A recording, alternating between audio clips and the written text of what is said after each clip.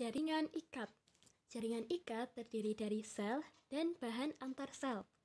Bahan antar sel ada dua jenisnya. Ada yang berbentuk dan ada yang tidak berbentuk atau amorf. Bahan antar sel yang berbentuk, contohnya sabut kolagen, sabut elastis, sabut retikuler. Sedangkan yang tidak berbentuk atau amorf, contohnya cairan jaringan dan plasma darah. Jaringan ikat juga dibedakan menjadi dua. Ada jaringan ikat embrional dan jaringan ikat dewasa. Jaringan ikat embrional ada dua contohnya, yaitu jaringan ikat mukus dan jaringan ikat mesenkim. Jaringan ikat dewasa dibedakan menjadi tiga lagi. Yang pertama ada jaringan ikat umum, jaringan ikat khusus, dan jaringan ikat penyangga. Jaringan ikat umum ada dua, jaringan ikat padat, teratur dan tidak teratur, dan jaringan ikat kendor. Jaringan ikat khusus ada jaringan limforetikuler, jaringan berpigmen, jaringan lemak, dan darah. Jaringan ikat penyangga ada jaringan tulang rawan dan jaringan tulang, baik muda ataupun dewasa. Ini adalah contoh BASP. Ini adalah preparat yang di dalamnya terdapat sabut kolagen. Ini adalah preparat aorta yang di dalamnya terdapat banyak sabut elastis yang diwarnai oleh pewarnaan VVG sehingga dia sabut elastisnya berwarna hitam.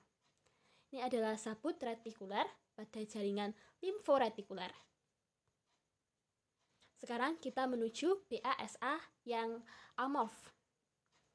BASA ini ada dua, yaitu BASA cair dan ada juga bahan dasarnya. BASA cair, contohnya itu plasma dan cairan jaringan.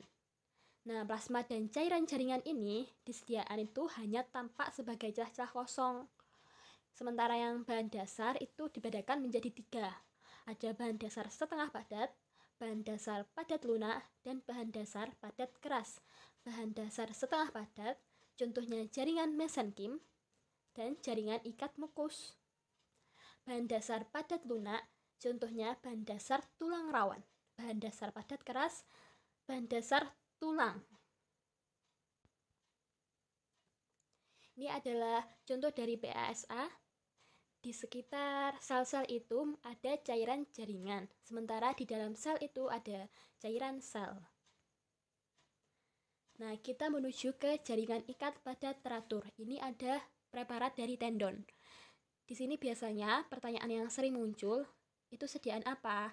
Ini adalah sediaan tendon. Jaringannya jaringan ikat padat teratur. Maaf, ini typo. Dan bahan antar sel berbentuk yang mana? Karena ini tendon, maka dia sabut kolagen. Kalau ligamentum nuke, dia sabut elastis. Terus, nama khusus bentukan yang ditunjuk oleh panah kuning ini adalah inti sel tendon. Inti sel tendon ini khas karena dia selalu pada potongan yang membunjur, dia itu selalu sejajar letaknya. Terus, jaringan ikat padat teratur lain ada ligamentum nuke. Ligamentum nuke pada potongan lintang di sebelah kiri, sementara pada potongan membujur di sebelah kanan. Di potongan melintang ini ada bentukan khusus yang kita temui, yaitu namanya wing cell. Sediaan apa? Ini adalah ligamentum nuke. Bahan antar sel berbentuk yang mana? Dia sabut elastis. Jaringan apa? Jaringan ikat padat teratur. Nah, pada potongan membujur, ligamentum nuke ini sangat berbeda dengan tendon, yaitu intinya itu dia sembarangan, tidak sejajar seperti pada tendon.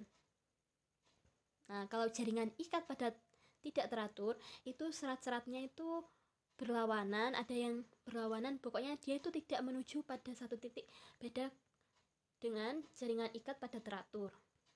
Nih, serat-seratnya itu berlawanan, terus tidak beraturan juga. Sedangkan jaringan ikat padat teratur, serat-seratnya itu pasti dia itu teratur. Dan kalau bingung, jaringan ikat padat teratur ini hanya ada dua, yaitu tendon dan ligamentum nuke. Selanjutnya ada jaringan ikat kendor. Nah, ini adalah contoh jaringan ikat kendor penunjuk mikroskop. Itu adalah jaringan ikat kendor. Dia itu BASA-nya lebih banyak daripada BASB. Makanya dia kadang-kadang terlihat seperti kosong, tetapi masih ada sel-sel di situ. Sel-sel fibroblast. Ini ada jaringan ikat khusus. Ada jaringan ikat limforetikuler, jaringan ikat berpigmen, dan jaringan lemak. Nah, di jaringan lemak ini ada yang multilokuler dan ada yang unilokuler. Yang unilokuler itu dia itu lemak putih. Di sini dia itu hanya satu dan besar, sementara yang lemak multilokuler itu yang ini. Dia tuh dalam satu itu ada banyak lemak. Dalam satu bundelan ya, dia itu banyak lemak.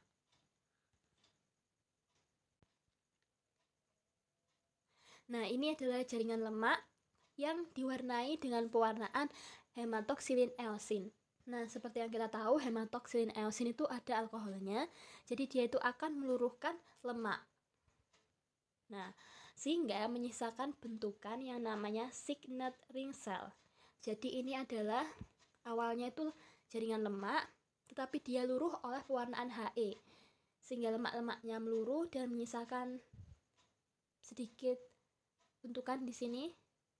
Ini menjadi seluruh bentukannya ini menjadi signet ring cell.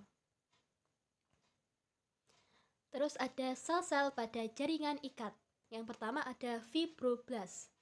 Fibroblast ini merupakan sel tetap pada jaringan ikat, mampu tumbuh dan beregenerasi seumur hidup, dan merupakan jenis sel yang paling banyak didapati pada jaringan ikat longgar. Nah, kan jaringan ikat longgar tadi BASA-nya lebih banyak daripada BASB. Nah, di jaringan ikat kendor ini, dia itu ada sel yang namanya fibroblast. Kalau selnya aktif, namanya fibroblast, dan dia itu tipenya adalah tipe open phase type. Kalau selnya itu tidak aktif, maka dinamakan fibrosit. Ini ada makrofag. Makrofag tampak jelas apabila telah melakukan proses fagositosis, karena sitoplasma itu berisi fagosom. Nah, bentuknya itu tidak beraturan, bisa dilihat bentuknya di sini sangat tidak beraturan. Nih, atau ini, bentuknya tidak beraturan, cabang langsing dan panjang, inti dia lonjong. Nah, cukup bisa dibedakan karena dia itu lebih gelap warnanya. Di pewarnaan ini dia lebih gelap warnanya, dan dia mempunyai bentuk yang tidak beraturan serta inti yang lonjong. Ada juga mast cell. Mast cell ini intinya di tengah dan dipenuhi dengan mast cell granul. Jadi dia itu ada granula di sini yang memenuhi selnya, seperti memenuhi selnya. Nah, ini cukup bisa dibedakan ya dengan makrofag, karena makrofag itu bentuknya tidak beraturan, sementara ini masih ada bentuknya, masih bentuknya lonjong atau bulat. Kalau makrofag tadi bentuknya itu kayak lonjong, panjang, tapi tidak beraturan. Yang terakhir ada sel plasma. Sel plasma itu bentuk bulat atau lonjong, inti ekstrinsik. Nah, sitoplasma itu basofilnya itu sangat kuat, makanya dia itu kadang-kadang sitoplasmanya itu tercat biru.